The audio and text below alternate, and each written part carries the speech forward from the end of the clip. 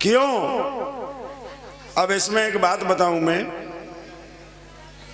चाहे तो केला मैया की यात्रा में जाओ और चाहे तुम भागवत जी में साउंड लगवाओ, एक गाना ऐसा आ जाता है उसके आगे सब गाने सब भजन बेकार। अब एक गाना आया है, कोई शायद मैंने कल सुना था, शाम को बजाया था, कब बजाया? हीरा बेटा।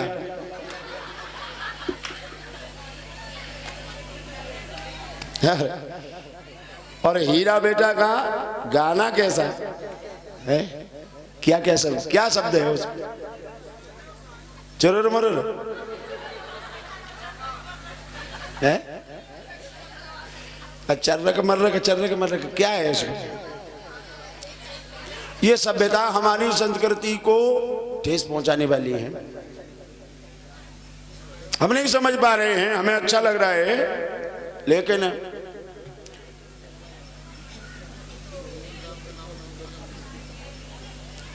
श्री कृष्ण, राधा, श्री राम, सीता जानकी मैया, लखनलाल, ये कथाएं तो एक माध्यम रह गई हैं, केवल निमित्त मात्र।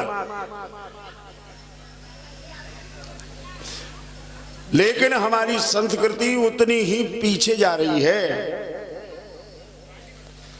हम उतने ही पिछड़ रहे हैं जितने हम अपने सांस्कृतिक नियमों को भूलते जाते हैं। तो ये किसी और के लिए नहीं, अपने आप के लिए हानिकारक है। हम अपनी पीढ़ी को अशोभनीय बना करके दूसरों के सामने प्रस्तुत करना चाहते हैं। हम उस दिन एक सुंदरकांड में गए थे आगरा, बहुत मां बेटियां वहां पर आई। एक लड़की का पहनावा हम तुम्हें क्या बताएं, कमर से थोड़े नीचे तक एक पैंटी और एक यहां तक ओपन शर्ट। मैंने कहा इसके कोई माँ बाप होंगे जो इसे देख रहे हैं। यानी क्या हो गया है हमारे हिंदू धर्म को कि हम अपनी जो धार्मिक सभ्यता थी उनको भुला करके विदेशी सभ्यताओं के अधीन होते जा रहे हैं। और वो माँ बाप भी कैसे हैं जो उन चरित्र चित्रणों को देख करके अपने बच्चों पर बड़े प्रसन्न होते हैं कि मेरा बेटा बहुत अच्छा, मेरी बेटी बहुत अच्छी है। अब सभ्यता के दायरे में दिन और रात हमारे बच्चे, हमारा परिवार जाता है और हम बड़े खुश होते हैं कि ये बहुत अच्छा रहा। अब भी समय है, संभालना है। मेरे भगवत बंधुओं, इधर महाराज परीक्षित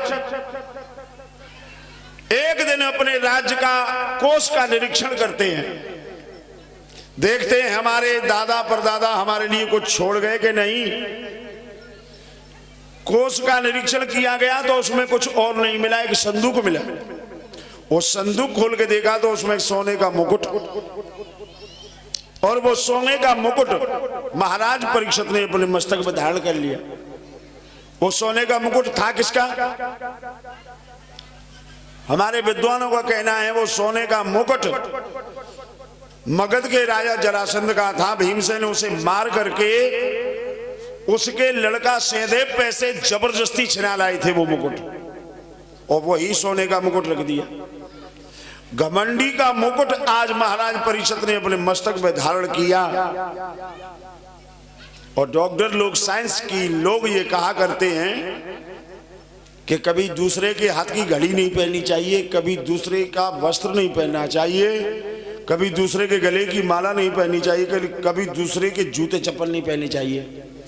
नहीं तो जो रोग जो बीमारी उस सामने वाले को होती है वही छोटे छोटे कीटाणु परमाणुओं के द्वारा हमारे अंदर प्रविष्ट हो जाती है। हम समझ नहीं पाते। हम सोच करते समय, लघुशंका करते समय हमें मौन रहना चाहिए। हमें बात नहीं करनी है, हमें हंसना नहीं है, हमें खांसना नहीं है। ये नियम है।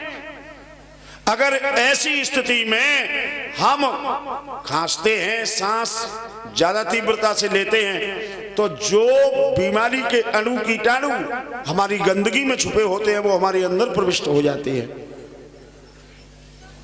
हमें सोचना चाहिए। बहुत सारी बातें हैं जिनको जीवन में उतार करके चलना है हमें। आज वो मुकुट धारण किया और राजा परीक्षित,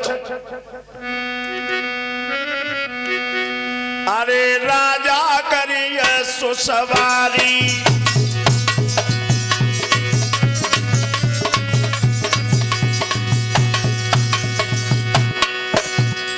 अरे राजा करिए सुसवारी और जंगल में बढ़े अगारी।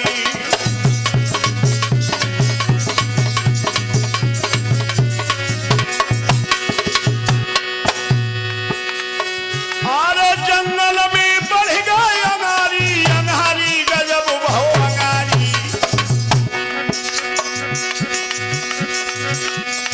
अरे सब सुन ली जो सरदार,